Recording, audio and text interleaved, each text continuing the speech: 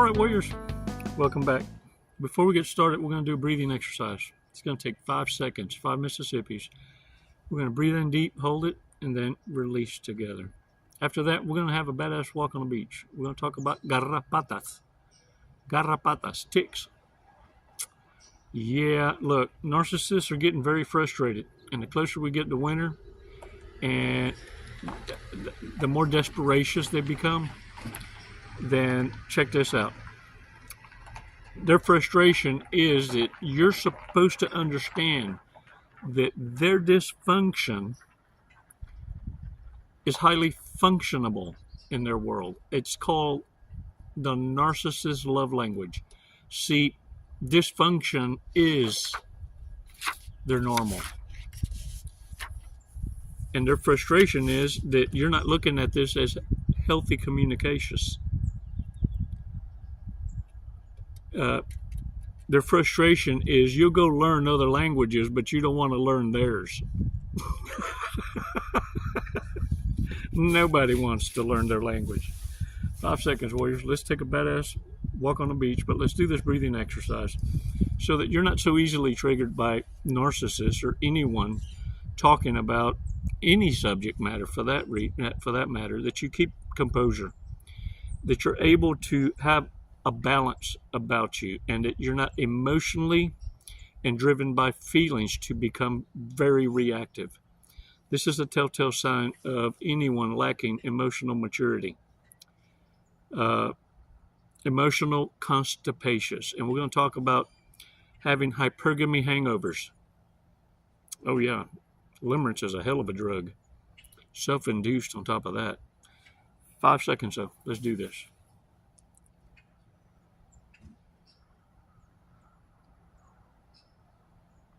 Release slowly. All right, shake it off, y'all. Look, I want to tell y'all a joke. 4 nuns go to Confessions. The first one says, Father, I've sinned. I touched a man's private parts with this hand. He says, well, with that very hand, you need to go put it in that holy water over there and say 4 Hail Marys. Second nun goes in there. None apparently know how to whisper because they can hear each other's confessions. Second one says, Father, I've sinned. I touched a man's private parts with both hands. He says, with both those hands, go dip them over yonder in that holy water, and you say 10 Hail Marys. The fourth nun nudges the third nun and says, hey, you mind I cut in front of you? She says, what? Why? She says, because look, I don't want to have to gargle what you're going to have to sit in.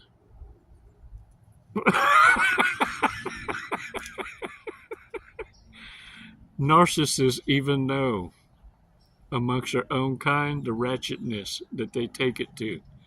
It's why when I tell you narcissists will sometimes beat themselves from the Hoover because they know they've done too much to have to splanacious to ever have to want to come back.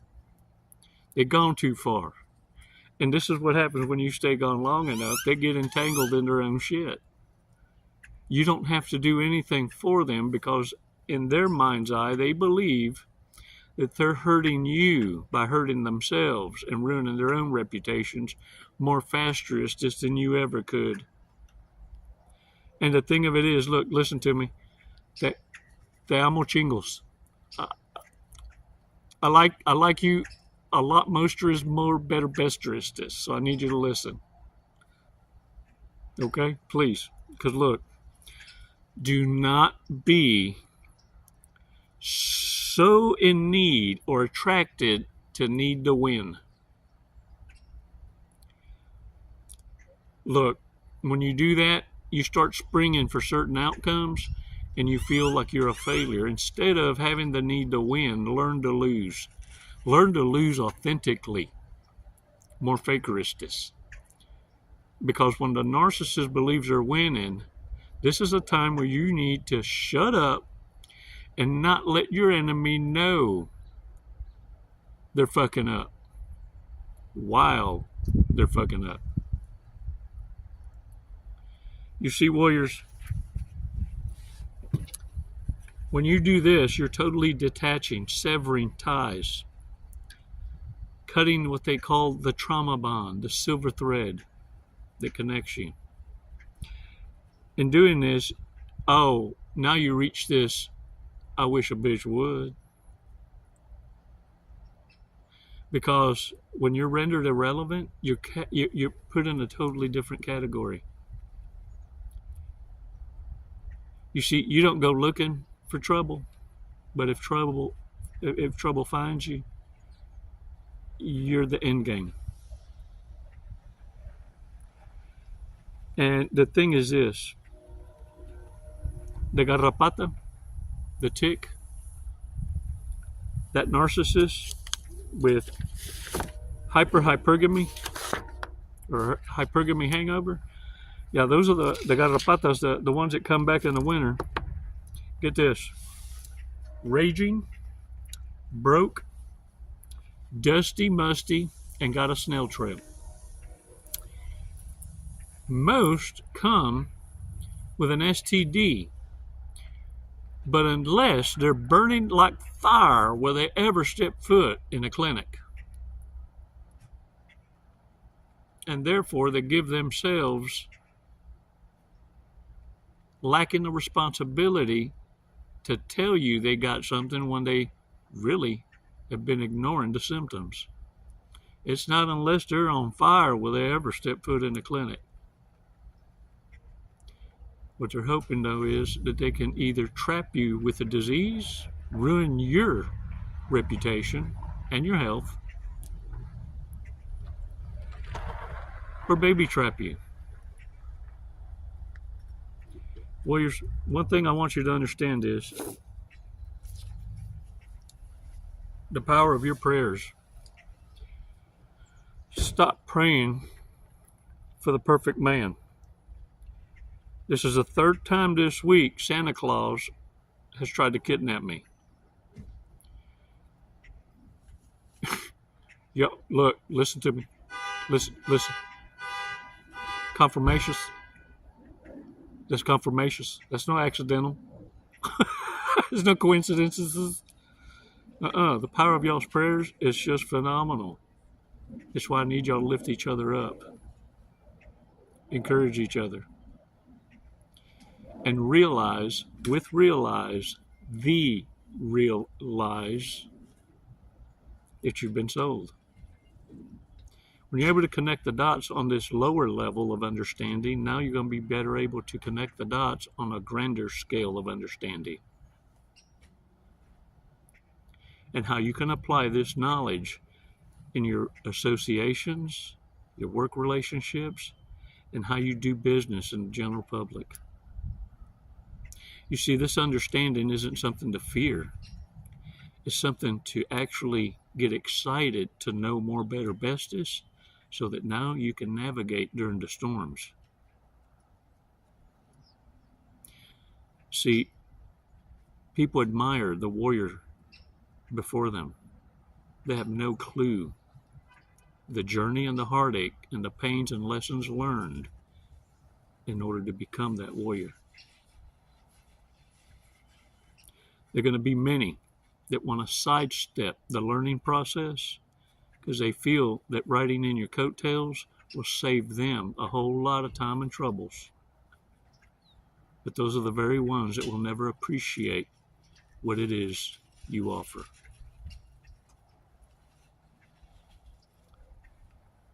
Warriors, don't ever sell yourself short.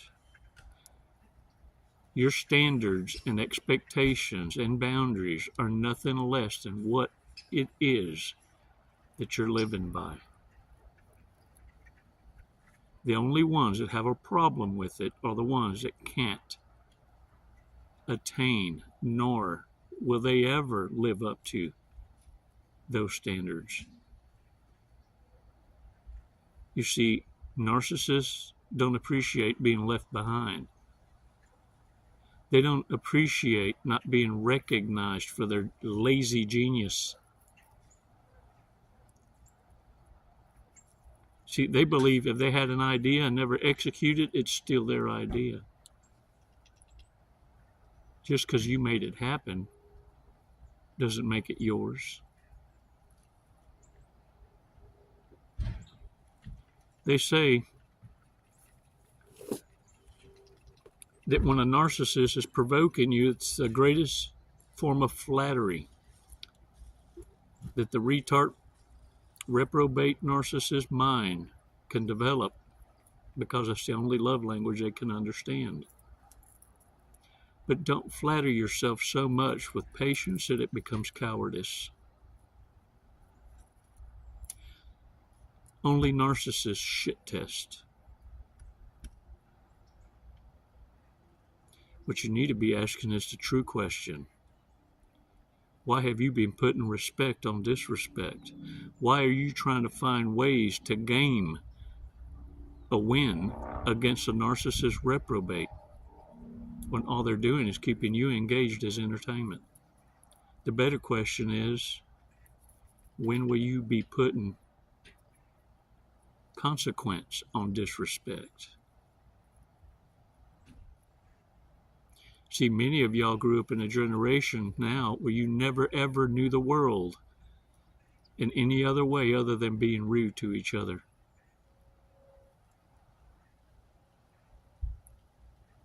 And there's other generations that remember the world when it was respectful cooperation, because consequence was delivered immediately.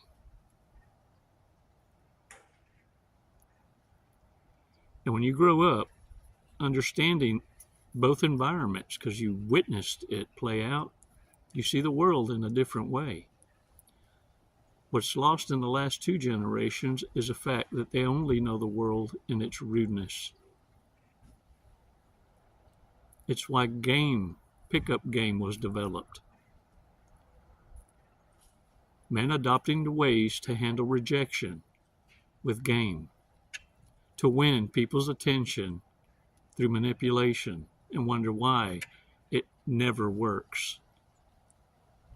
Any relationship built on manipulation will never work. It's not the natural order of things.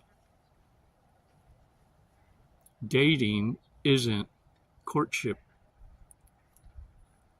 for a life partnership.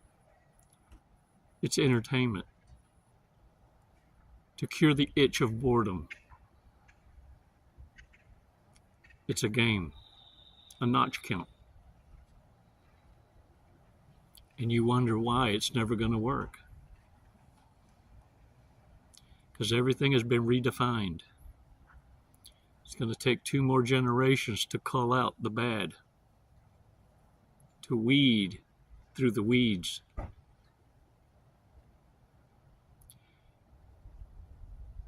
It didn't get this way overnight,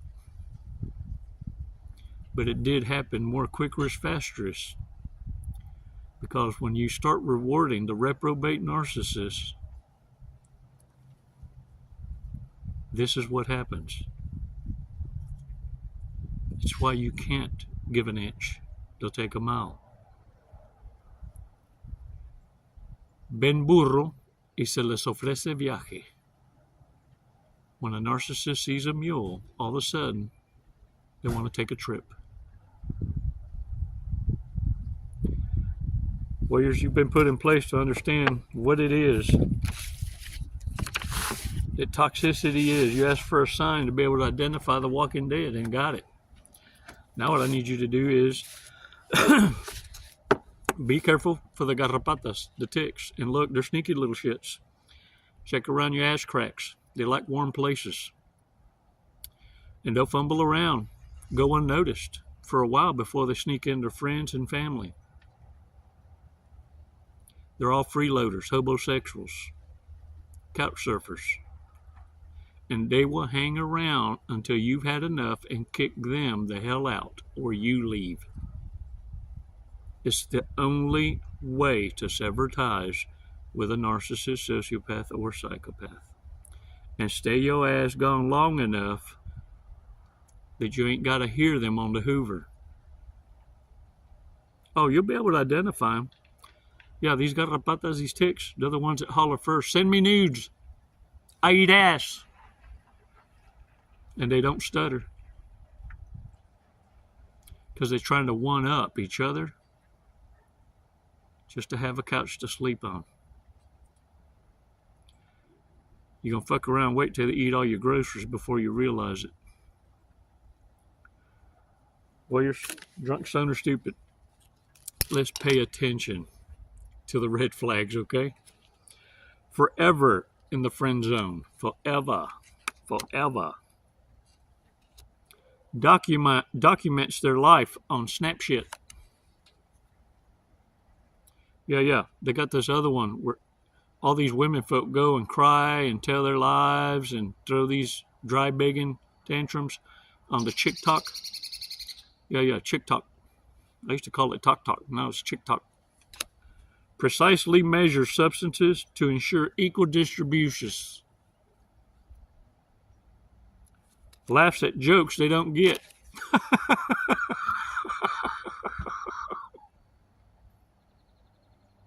Don't get it. Looks like a B-list celebrity. Shames people for going to bed. Pfft, really? You got to sleep? For real? Has entrepreneur on their LinkedIn because they sold a blender on eBay. I'm a businessman. Says bro as both an insult and a compliment. Bro. Would take the last parachute. Oh, I'll take it. Shit. Let me tell you something. Ain't no one else going to be surviving to tell the story. Hates people.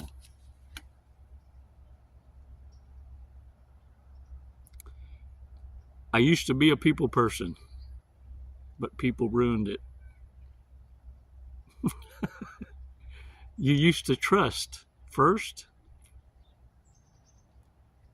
Now trust has conditions, just like your love.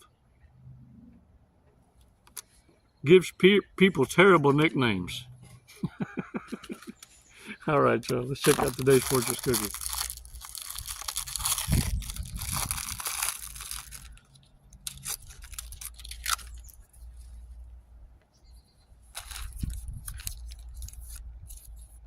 You should have a talk with a friend today. Sure should. Your lucky numbers: 54, 28, 30, 38, 44, and 18. And look, te quiero chingos. I like you bunches lots. More better, morest. Don't allow these needy ass narcissists to hoover you. Don't even be available to be hoovered in the first place. When you blow the bridge up, it means there is zero way of ever reaching you. If you're going to send a message, a clear one, it's best to obliterate the ability for the enemy to even ever know where you're at. It's your unpredictability they fear. They hope for retaliation, but they want it their way, not your way. When you erase the predictability from the enemy, it makes you a triple threat. They'll see themselves out. Once the entanglement realizes that they played each other, and the hustlers become hustled. What you have to do is remember to leave them with enough stuff to make them attractive to the next monkey jump, so they can be taken advantage of more quickerest, fasterest, as you're fading away into your peaceful living on earth as they live hell on earth. All because they didn't heed the warning to leave Elohim's anointed the hell alone.